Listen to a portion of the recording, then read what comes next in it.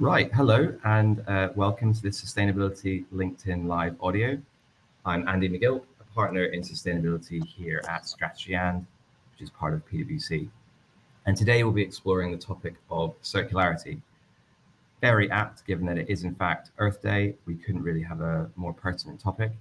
And I always think when looking at a complex topic with lots of dimensions to it, it's really helpful to be really specific about where to take action and where to prioritize your effort, which is exactly the approach we'll be taking today in thinking about how circularity can transform business and transform business models. And to facilitate that conversation, I'm delighted to say we've got three brilliant guests with us here today, three bright minds who are active in this space, and they'll be sharing their own unique experiences and insights. So do stay with us for the next 25 minutes or so, and we'll aim to land on three or maybe more tangible actions we can all be taking to explore bringing circularity into your organization.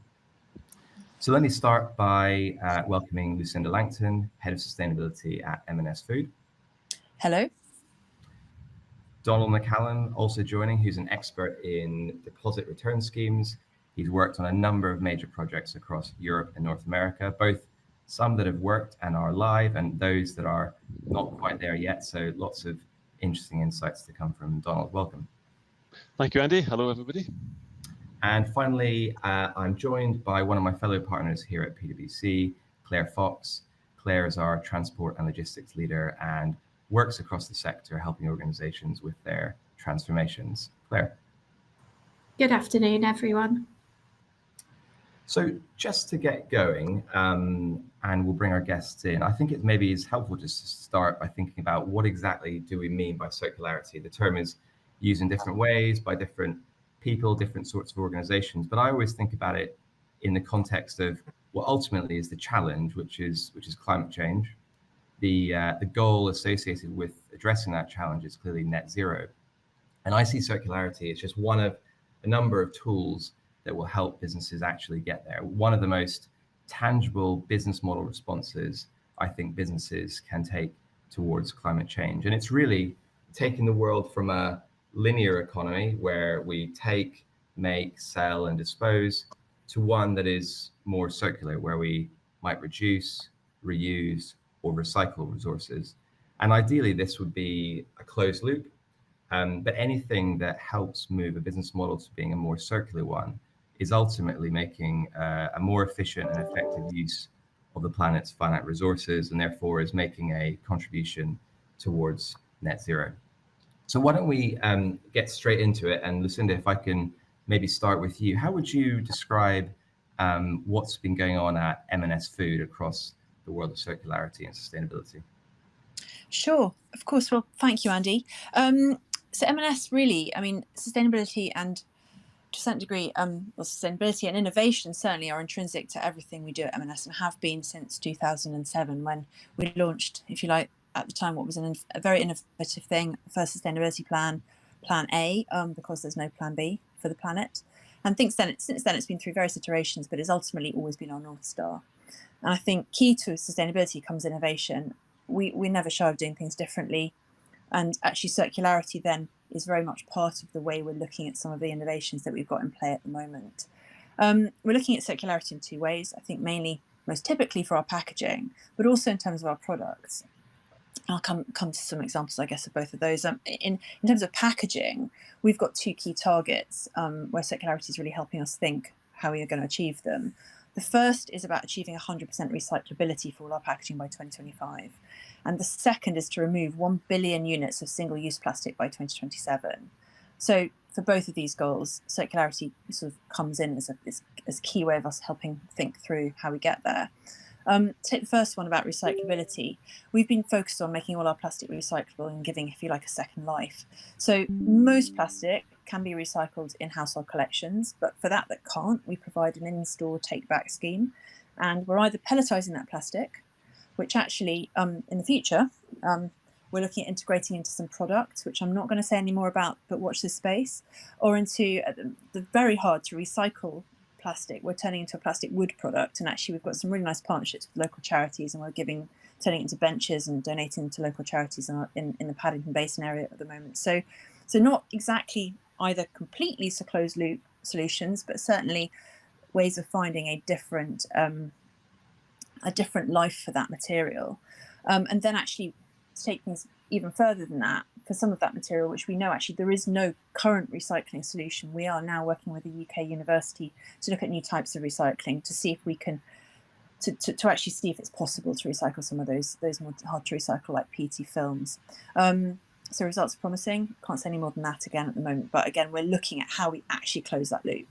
And then in terms of removing the billion units of plastic, we're sort of removing plastic and moving to more circular materials. So where we can, you may have seen our recent avocado packaging, a lot of cardboard, often paper. So our Jersey rolled potatoes, coffee cups, they're all now fully recyclable in a paper waste stream. And we know paper has really high recycling rates in this country. But then also, we've also brought in, if you like, a circular deposit-based solution called Refilled. Customers can buy like washing up liquid and other products in refillable aluminium bottles. They pay a deposit on those. They bring them back to store when they're empty. We then sort of take the pain of washing, refilling, and then they can buy a new one when they come into store. So if you like, we think they work. It's working really well. The units look beautiful in people's kitchens, and we're getting good feedback. So if you like, those are the ways we're looking at packaging. So refilled and recycling in terms of circularity, but also products. And I've mentioned a product, but products that we're looking at using our waste processes. But we're always on the lookout for ways that we can use or turn our waste streams into value. So whether that's avocado stones, carrot peelings, we're always looking at ways of how we could capture that waste and bring that back into our business. So yes, nothing on that I can talk about right now, but certainly always ways of looking at it. No, and that's fascinating. And I love the point in there about circularity being more than just resource efficiency, but actually doing things in a way that might enhance the consumer experience or consumer proposition. The point about the aluminium bottles and the aesthetic of that. There's clearly a lot in there, and M&S have been on this journey for a very long time. What would you say, Lucinda, are the sort of main learnings to date? So I guess two or three of them. I think the first one's probably about circularity isn't just no one can do it on their own. Ultimately, it does involve other systems, other logistics, other providers, and that ultimately introduces some, if you like, some more points of friction, pain points that are often barriers. I think we've learned that. So in some ways, I think then the customer, we need to make, where we do it and the customer's involved, we need to make it as painless as possible. I think our refilled solution has been good because it's really eliminated some of the sort of traditional refilling pain points, like customers don't have to remember to bring back clean packaging, back the same packaging, we wash it. So I think making it easier for customers. And then I think the other thing is about making it more than just doing good and doing the right thing. I'd say our bottles are beautiful. They look lovely on your sink. So I think that's another reason why you want to buy into it. So I think those are probably the key points. And maybe then making it easy and intuitive and not having to adopt a whole new behaviour. So education, making people know what they're doing, but ultimately making it easy. So I think those are my sort of, in buckets, three big areas. I absolutely agree on the point about the consumer education. There's been a lot of confusion, hasn't there, for a number of years, I guess, as the world has adopted to a more circular world and recycling has become more mainstream. Just differentiation of policy between different local authorities. Sometimes the packaging labeling hasn't always been the easiest for consumers to get their heads around that. So it absolutely makes sense, that point. Claire, how do you see that point around kind of the consumer education? Yeah, I was quite interested as well, Lucinda. Definitely education is something that a lot of our clients have spoken to us about around, I guess, where the responsibility for that education lies and how businesses can partner. And I just wondered, do you do any partnerships with suppliers? Does M&S have any support, I guess, with, because you guys are clearly out there and very forward thinking in a lot of the communication. I wondered if there was any partnering or anything that you're thinking about in the future in that way as well. Well, yeah, I mean, I think there is a lot of support. So we did a big piece of work with the IGD on this, on consumer behaviour and how we enhance that. And they, ultimately we looked at the different types of signage and what sort of difference that could make. But also government has supported a lot of this as well. So we know that and then obviously we're working with very forward-thinking suppliers in order to do a lot of it. So yes, we are absolutely, and again to my first point, absolutely you can't do it on your own. You need to bring all these different parties in. And to the point around education, I think actually really where we've seen it most successful is really when we make the customer experience almost, they don't have to go an extra mile because we've just made it easy for them. We've eliminated any form of, we've made the customer behaviour experience exactly the same, but what's going on at the back end, if you like, that's where the partnership's needed. And I have to say the bottles are beautiful. I have them on my sink as well. Oh, thank you. Excellent. I'm yet to get one, so that's a good prompt. The point here about education, I think definitely chimes, because if I think about my experience looking at different recycling systems internationally, you do get very different recycling rates, very different outcomes, not always only defined by the infrastructure or the government policy. There's definitely a sort of a cultural education piece that clearly doesn't change quickly, but it's going to be a key part of it. And how do you think about actually making this as easy as possible for your consumers, customers, or stakeholders? That sounds like maybe one of our first key takeaways from the discussion so far. Maybe it's a good link into the world of deposits and Donald's area of expertise. Deposit return schemes usually create an economic incentive for consumers or customers to do the right thing and maybe go out of their way to return some packaging or return some waste. Donald, maybe you could just give us an outline of your expertise in this area. Sure, thanks, Andy. And the whole point about mentions of circular economy behaviour change was absolutely critical to where I started my DRS element of my career, which was with the Scottish scheme.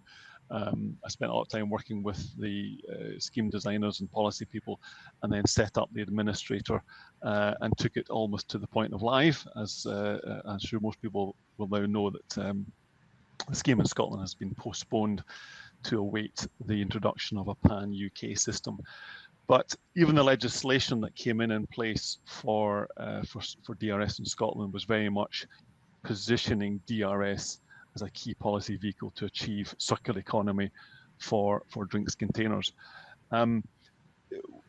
My experience in those days, and even now, is that quite often the concept of circular economy can be very difficult for consumers in practice to grasp. And that's why I think DRS is such a powerful initiative to introduce that concept, as well as actually starting to bed in specific practices associated with the circular economy for drinks containers.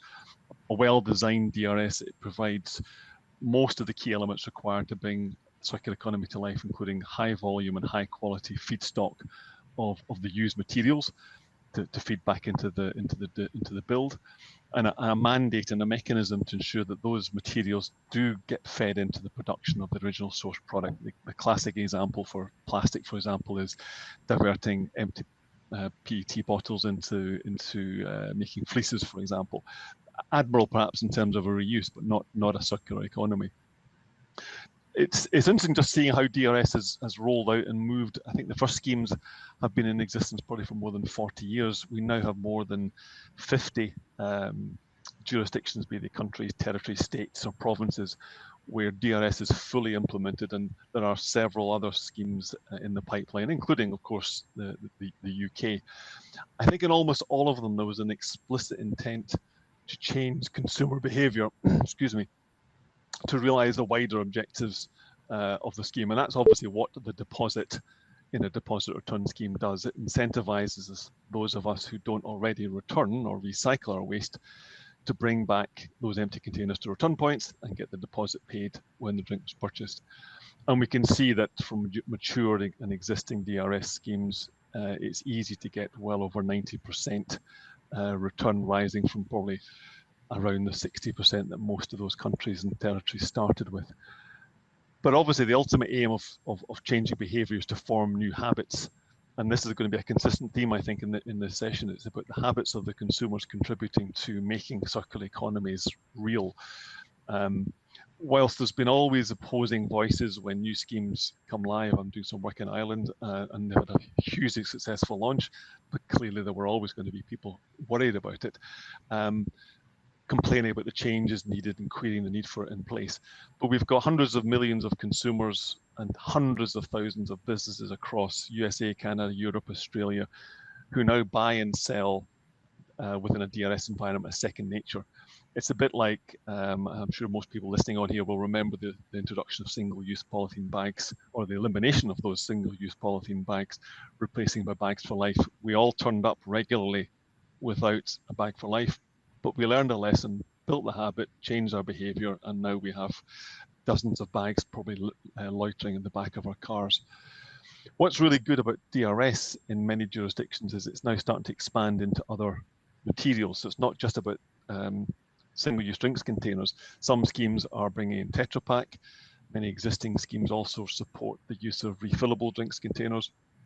And there's several trials starting to use deposits as a mechanism to reduce coffee cup littering. And beyond drinks containers, we can see some jurisdictions looking at other problem litter areas like mattresses. And again, all about using an incentive to bring the material back, take it apart, recycle it, reuse it, and build the same product again. My final point, tying in actually with something that Lucinda said, is that DRS is absolutely a cross-industry and cross-society implementation. It needs to be well designed, and it needs all parties, be they the producers, the retailers, the transport providers, consumers, governments, to understand and be committed to their role in achieving the desired scheme outcomes.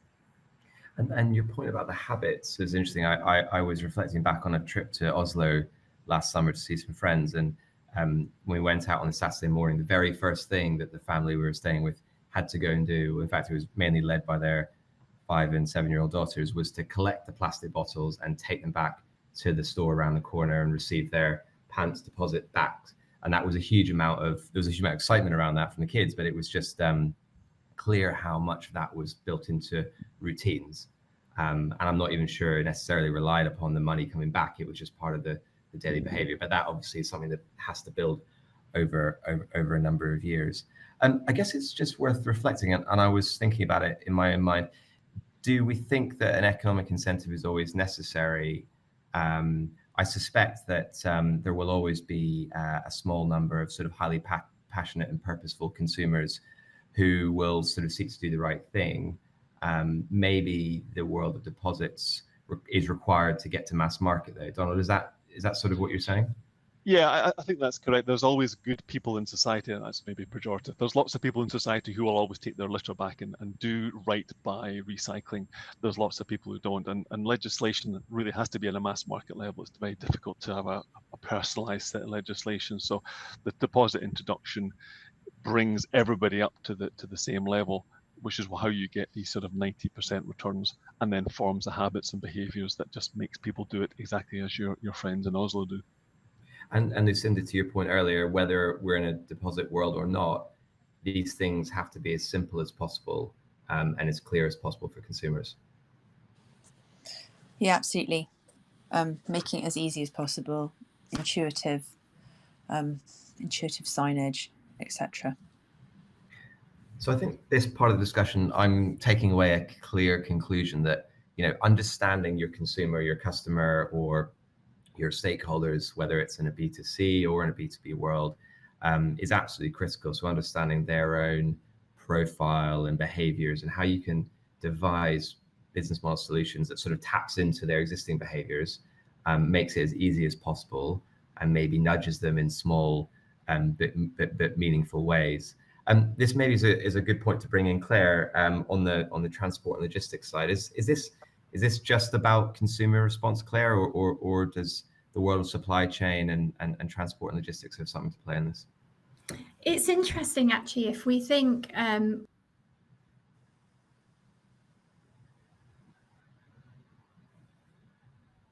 Oh, I think we've lost Claire's sound. Just going to check. Apologies. There we go. It's interesting, actually, if we think back to maybe a couple of years ago as we were coming out of COVID, the focus with conversations with the logistics industry was very much around disruption and resilience, But more so recently, we're really seeing that the topic of discussion is starting to really come round to thinking about circularity, net zero. A good example being I attended a conference earlier in the year, was predominantly the chill chain, supply chain practitioners. They had a real desire to do the right thing. And what was interesting about the discussion was thinking about the circular economy alongside protecting profitability for them. And obviously some of the macroeconomic elements around cost of funding rising, and really interesting discussion points around the investments that are required within the logistics industry to enable the circular economy alongside margins, but a really strong desire to find a way through that. What we clearly heard was that many of the challenges that businesses face are in fact in the supply chain, and therefore it's fair to say that I think the demand for circular economy, as it will continue to increase, so does the demand for logistics services to be able to be more supportive. One of the things that we've seen as well in the sector, and one of the conversations that we've had as well, particularly with 3PLs, so the third-party logistics, we're continuing to see some consolidation in that market, and conversations as well around how that consolidation can enable a more reactive supply chain that will be able to invest in areas such as tech to enable. Thinking about the circular supply chain really quickly and logistics, we've had quite a lot of discussions with clients in two buckets. So thinking about the quantity impacts, so where there are requirements for more of the movements of post the customer items, and where there is a fragmentation of collection and return points, and we've touched on that, and the need for separation, the need for crushing, etc., but also the quality impacts. And a big impact here around logistics, around more activity with post the customer items to maintain or increase the value. And that was what was interesting around the areas Lucinda was talking about, around, it might seem silly, but that the bottles look pretty, and therefore there is the value still in those bottles. So there's also that side as well. Delivery in terms of assurance and flexibility really remain fundamental in the conversations that we're having with logistics clients. The growing complexity in logistics alongside the headwinds that we all know about, so the labour wages, pressure, continued push for increased choice, speed, flexibility, but with this push for the environmental impacts, this kind of interwoven set of challenges, we are seeing, I guess, a desire to look at how we work. And that was why I asked Lucinda earlier about suppliers, because we are seeing more of the partnerships, which I think is really important. And then finally, I did speak to one supply chain director a couple of weeks ago, I think summed all this up brilliantly, and I found really interesting. And he was talking about the ramification of the circular economy. And he said, just simply, it's going to start to decouple growth from pure consumption. And we have to think about that in terms of the business model, which is much bigger than these 22 minutes, but I thought was a really interesting point. And Claire, what you're saying there, I think, is stretching all of us to think beyond the boundaries of our own business models into the wider ecosystem. I guess it takes you into partnerships and with suppliers, particularly in that transport and logistics world. If we all step back, where are the barriers here? Where are the hurdles for organizations to get over? I mean, there's clearly lots of good action, but we're unfortunately not solving for climate change anytime soon. What are the barriers that you see businesses grappling with and struggling with? Maybe Donald, I'll start with you.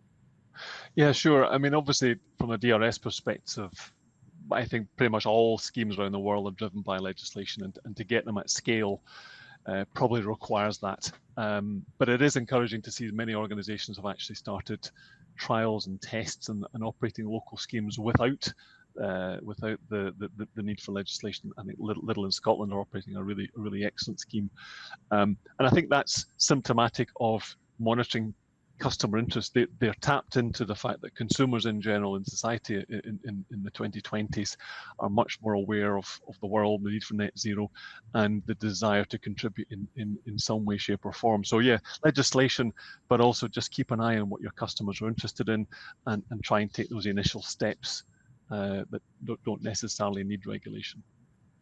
And Lucinda, business is always looking for more certainty, at least around legislation and policy. But that aside, where do you see other barriers or hurdles that business needs to tackle? Well, I think, as I say, anything that involves a customer changing their behaviour, we need to find a way of doing that in a seamless, intuitive way. So I think that's, if you like, barrier number one. I think internally, though, there's obviously, if you like, it's about trying to identify again the most seamless ways of building circularity into the methods and the collection systems, etc., that we already have. So, for example, we have just looked at our refilled scheme and how we do the backhauling for that. And actually, we realised that, to your point, Claire, actually we just changed our back of house, if you like, logistics provider to someone who was already dropping consumables off, because actually the circularity solutions through existing providers that you may not think about. So I think it's about challenging yourselves all the time to think, okay, there's value from this waste, and how do I derive the most out of it? Or is that the most sensible way? And if I discussed this issue with this partner, could actually we do something different? So I think it's just making sure that we're always open to new ways of doing things. Yeah, that makes sense. And from my point of view, as an advisor working with executive teams and their boards around topics like this, the single consistent barrier and challenge is, how do you bring to life the actual business case, the economics of taking action in this area of changing a business model? It needs to be beyond just the sustainability purposeful angle on its own. And I think it's really important to think about the value creation story alongside the sustainability case. And in my experience, they absolutely do exist.